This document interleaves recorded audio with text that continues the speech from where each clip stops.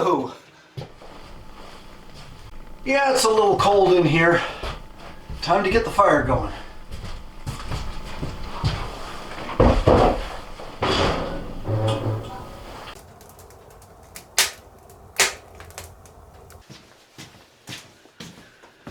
Okay, the heat is on. Hopefully it's going to warm up soon because my hands are getting cold. Now in the last video I talked about the electrical system for my cabin. It's all wired up and I have two separate ways of getting power.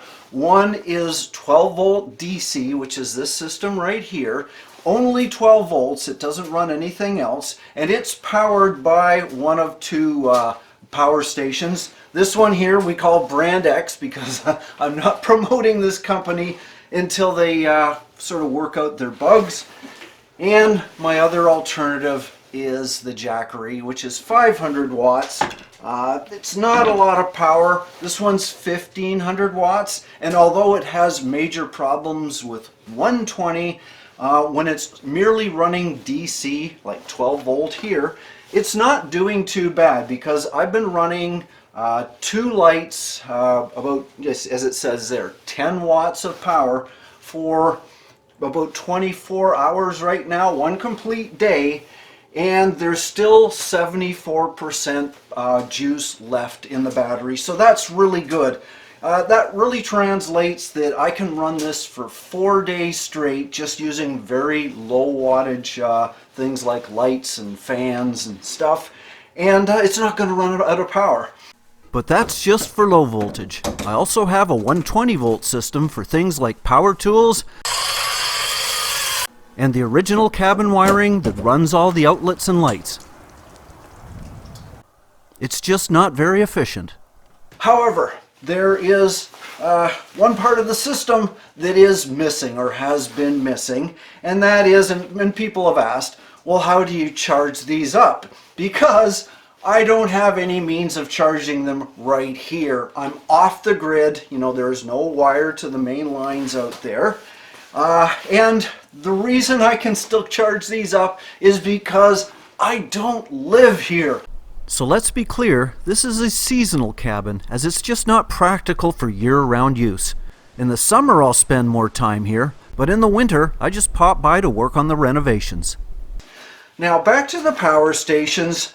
Yes, it's easier to just put them in like a 120 outlet away here, you know, like where I actually live, and bring them back for use for a day or two. But that's not the ultimate solution. What I want to do is be totally self-contained here.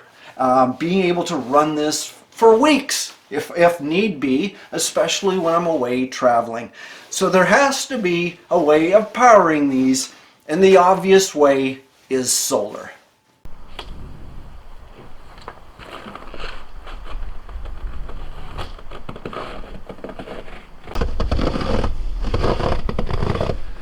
Now, one thing that should be quite apparent, that in order to get solar energy, you need sunlight, you need light, and the more sunlight the better. The problem with this cabin is it's surrounded by trees. Everywhere you look, there are trees. And it's creating a lot of shade, not a lot of sunlight. Now, I originally thought that I could put panels on the roof. When I observed how the sun goes across the roof, there's no time of day that anywhere on the roof gets full sunlight. Even looking out here, you can see there's just a tiny window of blue sky in that direction, which is probably good for an hour or two at best. So how do I resolve my solar issue when all I have is a lot of shade? I guess one obvious solution would be just cut down the trees. I mean, after all, who needs natural beauty when I can simply power up my laptop and watch it on a 15-inch screen? Obviously, that wasn't the answer, as I bought this property because of the trees. What I needed to do was look beyond them.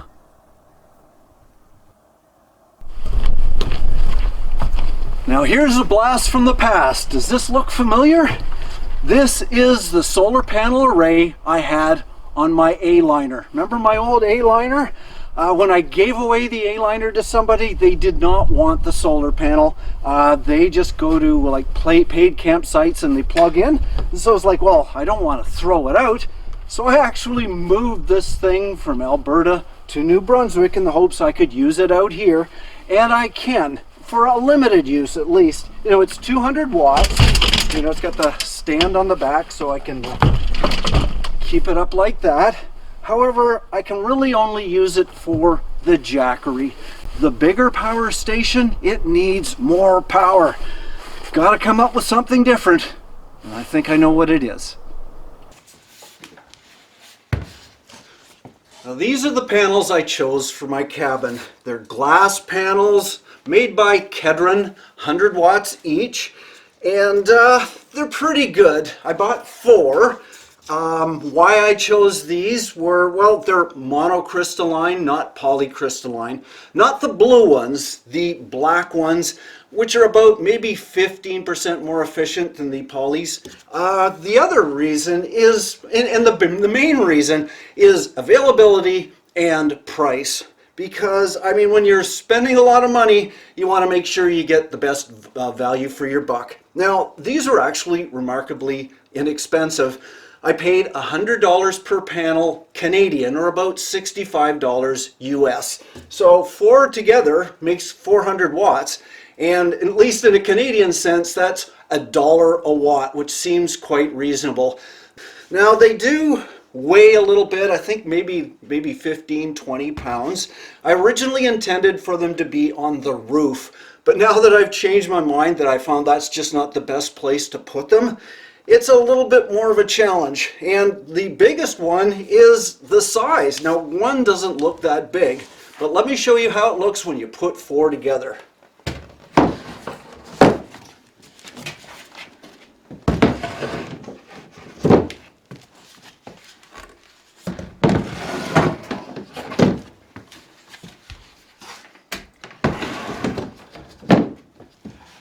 Now, if you can imagine having to cart this around, you'll see my biggest challenge. That does take up a lot of space.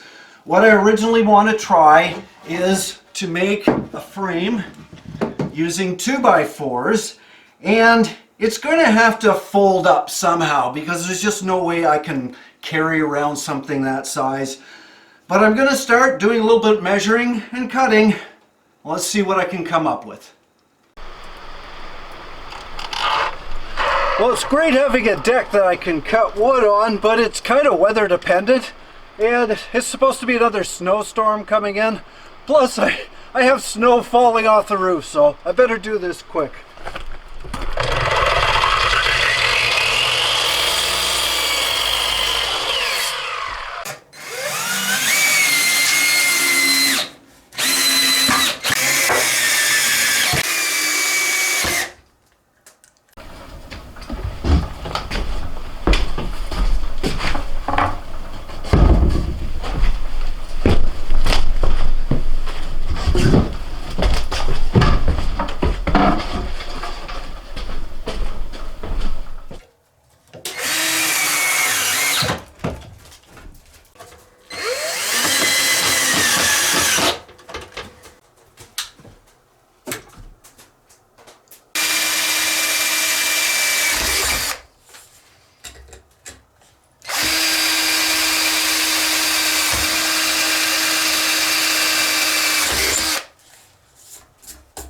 The whole concept of this is it's going to be a tilting panel. It's got to come back like that, and you can see there's one support there that I've hinged in place.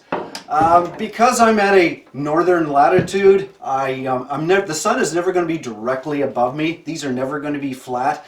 They're always going to be tilted, and I don't know exactly what the angle needs to be. It's going to change from season to season, but I'm going to start at a 45-degree angle approximately. So these swinging supports have to be hinged. They're going inside the frame, and the whole concept of this is because this is so massive, there's no way I can move it myself. It hinges, and it hinges in the middle, so I've only got half the area to move. Now, because there's a lot of weight, I've got to make sure that this support piece is strong. there has to be a piece in between just to make sure that everything is secure. And this is going to be in the part that folds. So of course I had to make this folding as well. This is kind of seat of the pants engineering. I'm sort of making it up as I go, which is great if you have the time. However, I needed to speed the process up because there was only one day of sunlight this week, and it was today. One last gate hook, and I was done. A few last minute items. I added a length of chain, both ends. It's on carabiners, and there's 2 eye bolts. So when this comes out, it'll stop it. And over here I've got a handle, and I've got a gate hook so that when this folds together, it'll secure it as well. Now the question is, will it fold together? Let's find out. Whoa! That is heavy. Lock it. Oh boy!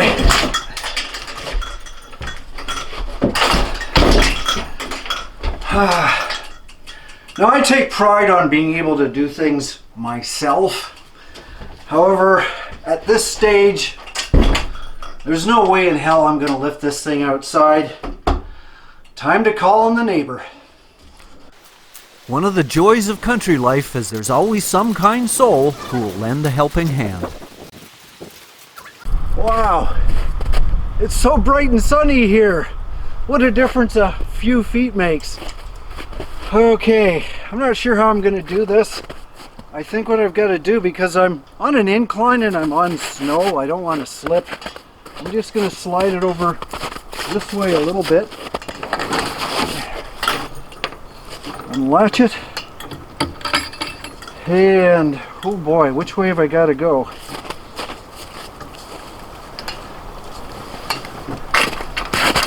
This is a challenge.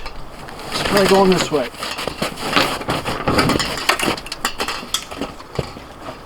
Okay. Out it goes.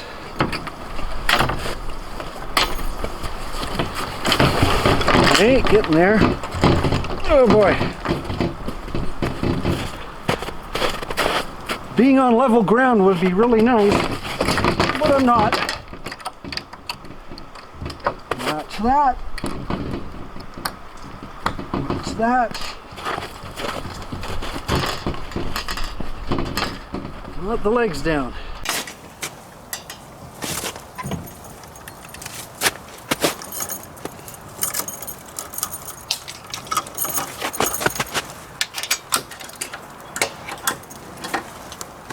Okay, sun is there. You gotta slide it out a little bit more. Okay. The sun's at a real low angle because it's only March, so I think I can shorten that chain a little bit.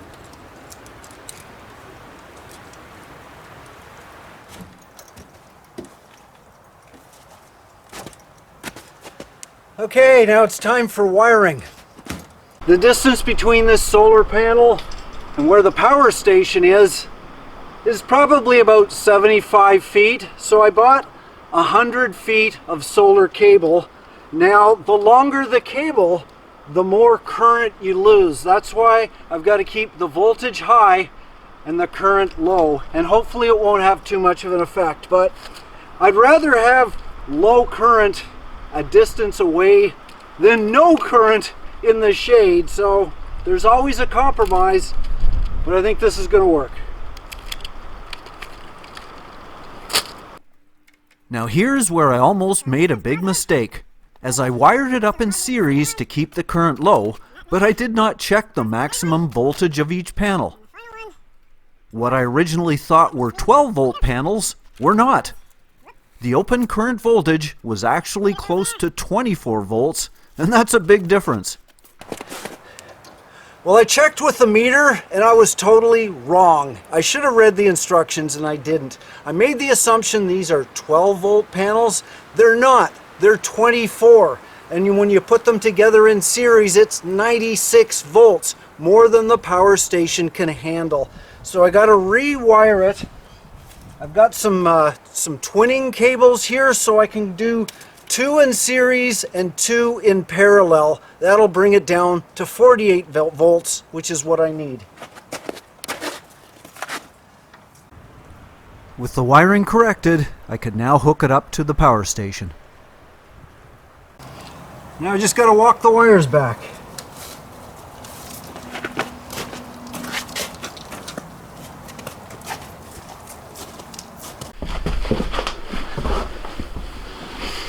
Well, it's a little dark in here, but hopefully you can still see me. Let me just see what the charge is on this power station right now. 47%, and there's nothing coming in, 0 watts. So here's the cables, plug in.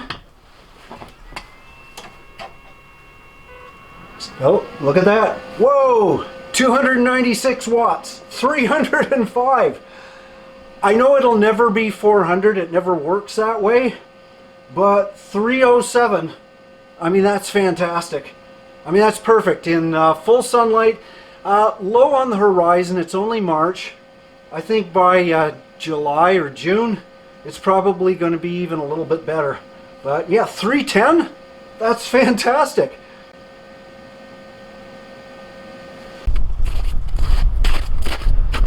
So great news! It actually works. The solar panels, all the wiring, the power station is good enough for now. I'll probably get a better one, but at least I can charge it. And so far I got 310 watts out of these 400 watt panels. That is perfect. I'm happy with it. I'll see how it does in cloudy days. Shouldn't be an issue because there's going to be a lot of cloudy days in the next week.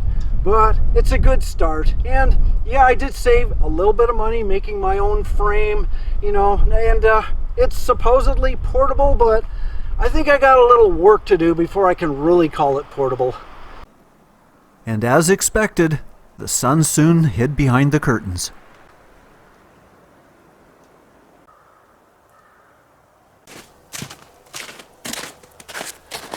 Well, it's a couple of days later, and it's not sunny, it's cloudy. I would classify it as bright cloud. It's not like super like it's just gonna snow kind of cloud. No shadows, but let's see how well it does in collecting power. Although it fluctuated, I managed to get between 89 and 93 watts. Well, I think 90 watts is pretty good on a cloudy day. It's not 400, but 90 I'll take it. And I believe the power station I'm using it for needs at least 50 watts to start recharging. And that could be a bit of an issue because what I've found in just observing, and the clouds get a little darker, that it can go down to about 20 watts. But at the upper range on a cloudy day, I can actually get up to 100 watts. So hopefully it's going to be closer to the 100 than the 20. But as far as the charging time, there is a compromise here.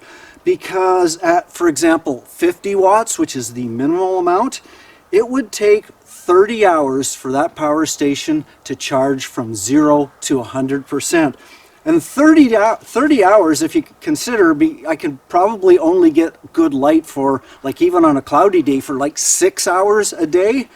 That would mean it would take me 5 days. When it's in sunlight, it only takes me 5 hours. That's great, but chances are I'm going to have a little mix of both. The only real practical solution is to conserve power, and that's what I'm doing. Well, I'm using 12 volts DC, and I'm only powering a few lights most of the time. I can power fans, even like charge my phone and all that, but I obviously can't use power tools all day. And so there are limits, but I think I can be self-sustainable here. The big thing about this is location, location, location. I'm in an area where there is an opening. Unfortunately, it's the edge of the property line, so I can't go any further. I think the best place for me to put this is probably near the water's edge. Now, there's some problems with that because although there's a lot of light down by the water, first of all, there is a tide line. I can't go below the tide line or this will turn into a boat, but I'm also not allowed to put permanent structures near the water. However, this I am calling a portable panel. It's not permanent, so I think I can get away with it.